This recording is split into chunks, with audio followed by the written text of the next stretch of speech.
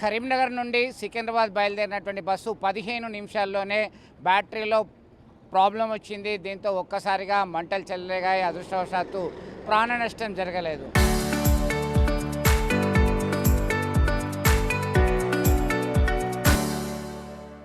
అసలు ఎందుకు ఫెయిల్ అయింది? ఇదే అంశానికి సంబంధించి కరీంనగర్ మెకానికల్ ఆర్ఎం గారు ఉన్నారు, మల్లేశం గారు ఉన్నారు. చెప్పండి, ఏంటి అసలు ప్రాబ్లము? ఇలాంటి ప్రమాదాలు జరుగుతాయి అంటే స్కూటీలు, ఎలక్ట్రిక్ స్కూటీలు దగ్ధమైనటువంటి ఘటనలు, కార్లు కూడా దగ్ధమైన ఘటనలు తెలుసు. బస్సులు చాలా తక్కువ, ఇంత పూర్తి మొత్తంలో కాలిపోయింది. ప్రధాన కారణం ఏమంటారు? దీంట్లో ప్రధాన కారణం అంటే బస్సు పూర్తిగా కాలిపోయిన సంఘటన అయితే ఇదే ప్రథమం మా దగ్గర.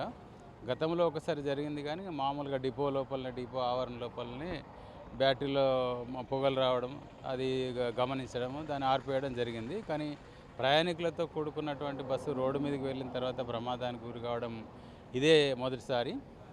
కానీ దీంట్లో పూర్తి వివరాలు ఇంకా తెలియరావాల్సినది. కానీ మొదటి కారణంగా అంటే మెయిన్ కారణంగా బ్యాటరీలదే అని మేము గమనించడం జరిగింది. ఎందుకంటే దీంట్లో ఇంజన్ కానీ, డీజిల్ కానీ, ఇతరత్ర ఆయిల్ పదార్థాలు ఎటువంటివి ఉండవు. బ్యాటరీలలో ఏదైనా లోపం జరిగి, ఇంటర్నల్గా ఏదైనా రాపిడి జరిగినప్పుడు మాత్రమే ఇలాంటి ప్రమాదాలు జరిగే అవకాశం ఉంటుంది. కానీ దీనికి ఏంది అనేది ఎలక్ట్రికల్ బ్యాటరీ ఎక్స్పర్ట్స్ కానీ, ఆ జేబీఎం సంస్థ వాళ్ళు కానీ మేము ఉమ్మడిగా ఒక స్టడీ రిపోర్ట్ లాగా తయారు చేసి అసలు ఎందుకు జరిగింది, మరి ప్రయాణికుల భద్రతకే ముప్పు జరుగుతుంది, ప్రయాణికులు మన నుంచి కొంచెం భద్రతను కోరుకుంటారు. ఆర్టీసీ బస్ అంటేనే మీరు అన్నట్టుగా ఆర్టీసీ ప్రయాణికులు అత్యంత భరోసాతో ఆర్టీసీలో ప్రయాణం చేయాలి అని మీరు చెప్తున్నారు. వాళ్ళు కూడా అంతే నమ్మకంతో వస్తున్నారు. బస్సు బయటకు వచ్చేటప్పుడు దాదాపు గంట సేపు దాన్ని అన్ని రకాల తనిఖీ చేసినట్టుగా సమాచారం. అయినప్పటికీ అది గుర్తించలేకపోయినా అప్పుడప్పుడు సాంకేతికపరమైన ఇబ్బంది వస్తుందా? ఎన్ని బ్యాటరీలు ఉంటాయి అసలు?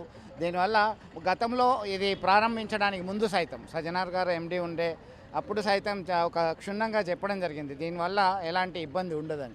అసలు ఎట్లా చూడొచ్చు దీనికి సంబంధించి? ఎందుకంటే ఒక అనుమానాలు రేకెత్తిస్తుంది. వాస్తవంగా భద్రతా పరంగా అన్ని చర్యలు తీసుకుంటాము మేము. మరి ఈరోజు ఉదయం ఏదైతే బస్సు మరి డిపో నుంచి బయలుదేరిందో ఫుల్ ఛార్జింగ్ అయిన తర్వాత డ్రైవర్ దాన్ని తీసుకోవడం జరిగింది.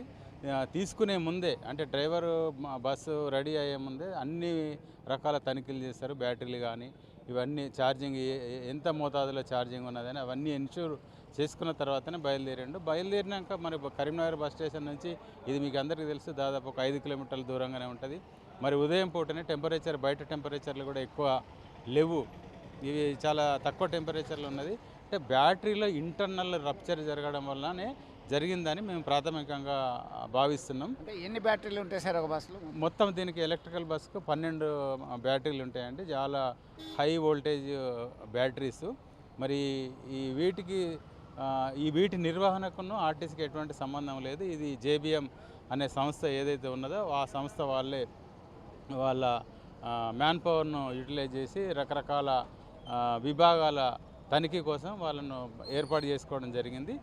మేము కూడా క్రాస్ చెకింగ్ మెథడ్ అనేది మా దగ్గర కూడా ఉన్నది. మేము భద్రతాపరమైన అంశాలు కానీ, ప్రయాణికులకు సౌకర్యవంతంగా ఉండే సీట్లు కానీ, ఇతరత్ర అంశాల పట్ల మేము కూడా ఆర్టీసీ పరంగా అనేక చర్యలు తీసుకుంటాం. ఏది ఏమైనా ఇటువంటి ఈ ప్రయాణికులతో కూడుకున్నటువంటి బస్సుకి ప్రమాదం జరగడం దురదృష్టకరం. మరి ప్రయాణికుల భద్రతే మా ముఖ్యమైన ధ్యేయం కాబట్టి, ఆర్టీసీ ధ్యేయం కాబట్టి దీన్ని దృష్టిలో పెట్టుకొని మున్ముందు ఎటువంటి చిన్న ప్రమాదాలకు కూడా తావివ్వకుండా అనేకమైన భద్రతా పరమైన చర్యలు తీసుకుంటామని ఈ విధంగా మీకు తెలియజేస్తున్నాను. సో మొత్తం మీద ఈ బస్సుకి దాదాపు 12 బ్యాటరీలు ఉంటాయి. దీనిలో బ్యాటరీలో రప్చర్ కావడం వల్లనే ఇలా సాంకేతికపరమైనటువంటి లోపం తలెత్తింది. జేబీఎం సంస్థ దీని యొక్క నిర్వహణ పూర్తి స్థాయిలో బాధ్యత వహిస్తుంది. అయినప్పటికీ ఇటు జేబీఎం, ఆర్టీసీకి సంబంధించినటువంటి నిపుణుల బృందం క్షుణ్ణంగా పరిశీలించి పై అధికారులకి నివేదిక ఇస్తాము. ఇలాంటి సంఘటన జరగడం అనేది దురదృష్టకరం అని చెప్తున్నటువంటి పరిస్థితి. మొత్తం మీద అదృష్టవశాత్తు ఎవరికి ఎలాంటి హాని జరగలేదు. ప్రయాణికులు అత్యంత విశ్వసనీయంగా ఆర్టీసీని నమ్ముతుంటారు, అదే భరోసాతో ఆర్టీసీని ఆశ్రయిస్తుంటారు. అయితే జేబీఎం నిర్వహిస్తున్నటువంటి మొదటిసారిగా పూర్తిగా దగ్ధమైనటువంటి ఘటన దిగ్భ్రాంతికరం అని చెప్పుకోవచ్చు. వీడియో జర్నలిస్ట్ సుమంత్తో కలిసి చంద్రశేఖర్, ఆర్టీ, కరీంనగర్ నుంచి.